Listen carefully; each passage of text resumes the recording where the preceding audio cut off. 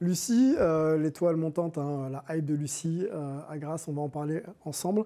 On avait envie de t'inviter pour te présenter, puisque tu es une jeune femme très très active, très proche du basket, mais pas que. Sport santé également, consultante sport et entertainment. On t'a vu du côté de l'Accor Hotel Arena et pas loin des équipes des Chicago Bulls et des Detroit Pistons en janvier dernier pour donc travailler avec la NBA. Avant de s'arrêter sur cette actu passée, mais c'est un moment fort quand même de ton année, je voudrais aussi que tu nous parles un petit peu de ton lien avec le basket sur le plan professionnel. Comment c'est devenu un projet pour toi de dire que je vais événementialiser le basketball et apporter mes compétences, créer des contenus et puis faire ton métier tout simplement.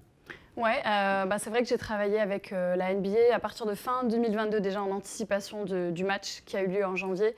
Donc ça a été forcément un temps fort parce que faire au-dessus de la NBA, c'est quand même difficile en termes de basket, donc même quand on n'est pas joueur. Donc ça s'est passé en janvier effectivement, mais le basket, ça a toujours été plus ou moins présent dans ma vie, même quand c'était hors côté professionnel. Moi, j'ai joué quand j'étais plus jeune, donc pas à des niveaux pro, bien sûr, mais ça a toujours été quelque part. Et donc, une passion que j'ai suivie, qui m'a fait voyager. On voit que tu joues encore d'ailleurs. Aïe, aïe. Dès qu'il fait beau. S'il te plaît, fais commentaire. Tu vois, j'ai pas le droit de parler, t'as la chance, c'était le moment. Et c'est vrai que voilà, ça a toujours été présent. Et je voulais essayer d'être... Vu que je travaille dans le sport, j'ai à l'origine, en fait, des diplômes de coach. Je travaille avec Adidas, je suis coach Adidas. Ambassadrice ? Oui, ambassadrice, coach, je travaille avec la marque. Donc c'est vrai que j'ai accès à plusieurs types de profils, des gens de la vie de tous les jours, des athlètes, etc. Et le basket, ça a toujours été quelque chose qui m'intéressait plus. Donc je me suis dit, pourquoi pas essayer de lier, voir comment je peux lier le basket et mon côté de coach et aussi de entertainment, parce que je donne des cours et je suis souvent face à la caméra avec un micro, etc. Donc c'est comme ça que ça s'est un petit peu fait dans ma tête et voilà, il y a eu des opportunités qui se sont présentées de plus en plus. Comment elles se sont présentées, notamment avec la NBA? La NBA, en fait, c'est arrivé, t'en parlais tout à l'heure, avec le League Pass, la promo du League Pass au mois de... quand la saison a été lancée en octobre, en fait. Donc, comme on disait, en fait, ils essaient d'avoir de plus en plus de visibilité en Europe et dans d'autres pays, en dehors de leur propre ligue et communauté. Donc, ils ont fait appel à des profils un petit peu basket, mais culture basket, pas forcément des athlètes, des joueurs. Donc, incluant le mien, et ça s'est fait comme ça. Donc, j'ai fait une première vidéo. Ensuite, j'ai fait 2 autres contenus vidéo pour le match, cette fois-ci, pour amener de la visibilité sur le match au mois de janvier. Qu'il a été des contenus plus training, donc avec un circuit de conditionnement et un circuit yoga. Il t'avait été demandé de créer, justement, d'amener un peu ta dimension créative pour proposer justement les contenus sur l'application, ça? Ouais, c'est ça. Pour en fait ramener des yeux nouveaux sur la NBA, des gens qui ne suivent pas forcément la NBA et qui sont quand même dans le sport ou qui ont un intérêt pour le sport. Donc ça, c'était en décembre. Et ensuite, en janvier, le match, où là, c'était le climax, où j'ai pu assister effectivement aux entraînements sur les 2 journées, le mardi et le mercredi, des 2 équipes. Et j'étais en fait animatrice des live streams qu'il y avait sur l'application NBA en direct des entraînements. D'accord. Donc j'étais avec Comment ça se concrétisait? Une autre personne que je dois quand même shout out, Jay, oui, Jay Max. Oui.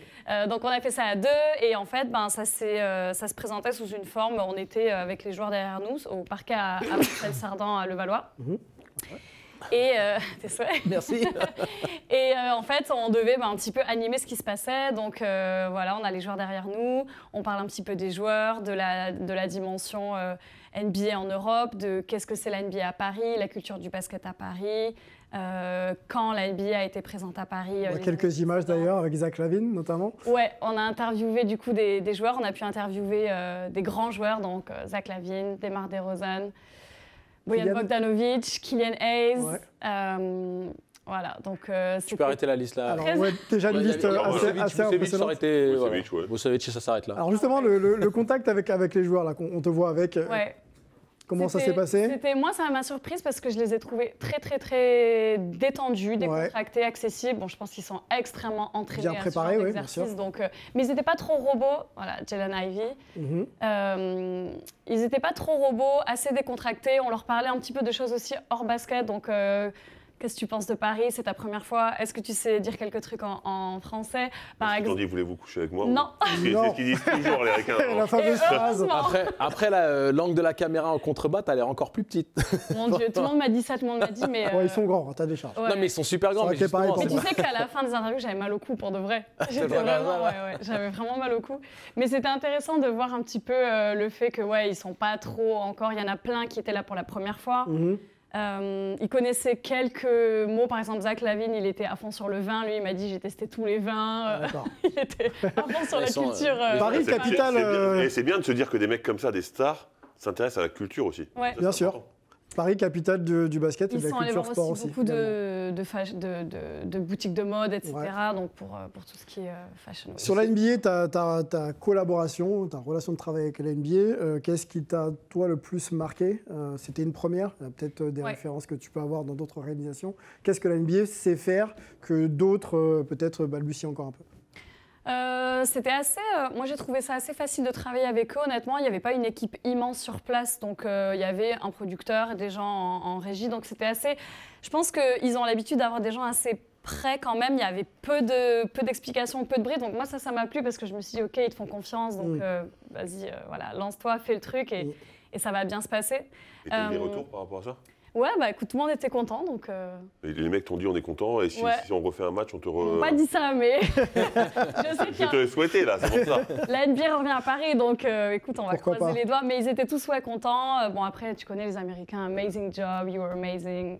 Voilà. Les Grecs font pareil, hein, donc t'inquiète. Donc, en tout cas, positif. Et c'est vrai qu'au niveau des joueurs, c'était très, très minuté. Donc, c'est quand même géré. Ils avaient tous une personne avec eux. OK.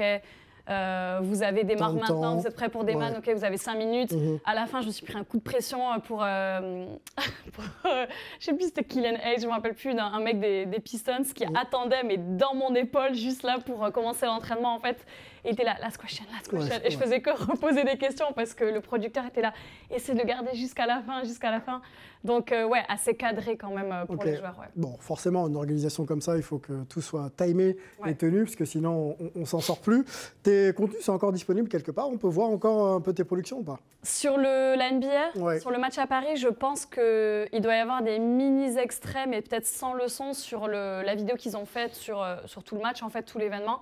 Mais toutes les vidéos, les live streams, les interviews, elles étaient dispo pendant une semaine après le match NBA, mais je pense qu'ils ont remplacé parce qu'ils font sans arrêt des nouveaux formats. Et donc je pense que ça y est plus dans son entièreté. Bon, par contre, tu as un compte Insta, je crois que tu as un compte aussi Pinterest, donc il y a peut-être des choses aussi qu'on peut voir dessus. Les vidéos que j'avais faites pour les contenus que j'avais fait training pour le NBA sont toujours sur Pinterest, effectivement. Ouais.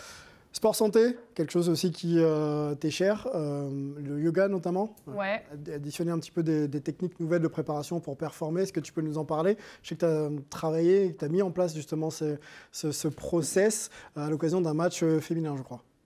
Alors, pour le yoga, en fait, c'est quelque chose que moi je trouve indispensable à la pratique de pratiquement n'importe quel sport à haut niveau. Et ça a été prouvé notamment par des athlètes en NBA pour le basket qui ont ajouté ça à leur régime d'entraînement et qui se sont débarrassés de blessures ou qui se sentent mieux pour telle ou telle raison.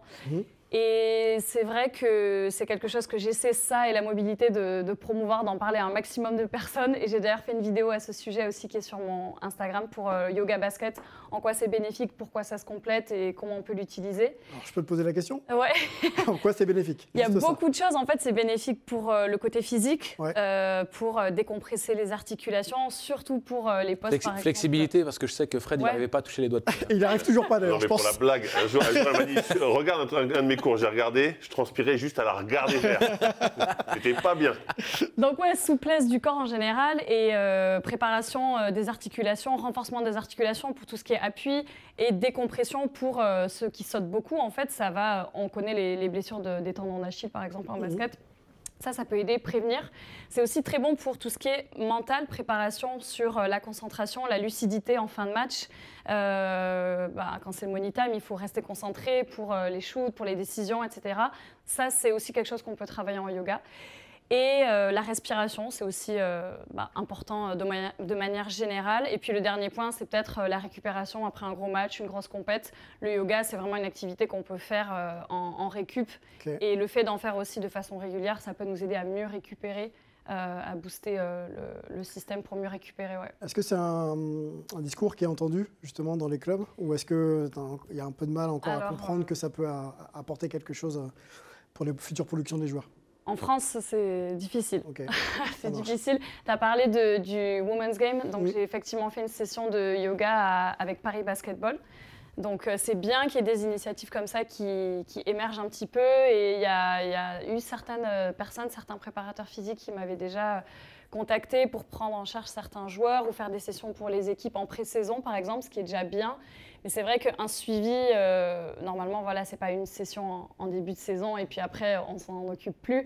Donc, ce serait bien de pouvoir mettre en place les moyens effectifs pour les équipes ou pour les joueurs qui... Certains cherchent des profs en dehors parce qu'ils savent... Je pense qu'il y a des joueurs qui sont quand même bien au courant. Des coachs individuels, peut-être, Ouais, prépa physique, coach individuel, je pense que ça se fait. Mais je pense qu'au niveau des clubs et des équipes, c'est encore un peu difficile. Beaucoup de travail. Ouais, beaucoup de travail. Les coachs sont pas, surtout en France, quand c'est un peu les vieilles méthodes, les coachs à l'ancienne, c'est un peu compliqué. Ils voient un peu ça comme un loisir, quoi. C'est fun, on va faire une séance tous ensemble, mais c'est pas vraiment le but. Considéré comme un apport sur lequel on peut investir, pour le moment en tout cas. Ouais, malheureusement. Et pourtant, il y a plein d'exemples. Voilà, LeBron James.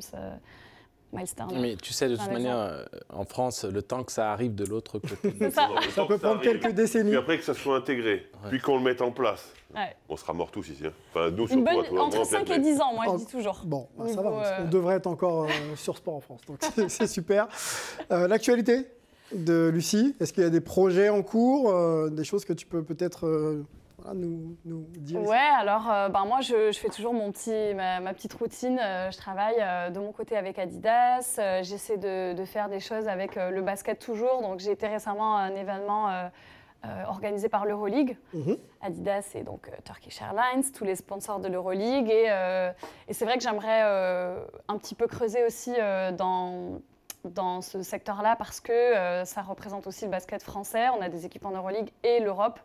Parce que les gens sont assez conscients de ce qui se passe à NBA, c'est toujours... Raconter les histoires autour des clubs français et de l'Euroleague. Ouais, faire vraiment un peu plus de bruit au niveau du basket européen et français, parler de tout ce qui se passe et comme je disais tout à l'heure, amener un regard nouveau et un peu différent sur le basket européen, entre eux, un œil un peu journalistique et un œil, on va dire, pas amateur, mais voilà, quelqu'un qui juste est passionné, aime le basket. Et voilà, essayer de faire quelque chose de bien, un peu porter la voix que je peux porter sur le basket. Donc ici. ton équipe française préférée? Moi, je dis toujours que je n'ai pas d'équipe préférée, que j'aime les bons matchs. Mais ça, tu mens parce que ton t-shirt, il est marqué quoi dessus? Ouais, mais elle a fait une collab avec... Alors, pour qu'on respecte Paris parce qu'on est à Paris. Pour respecter notre temps, une petite réponse rapide comme ça, c'est bien. Mon équipe préférée? Paris parce qu'on est à Paris. Allez, Paris Basketball parce qu'on est à Paris.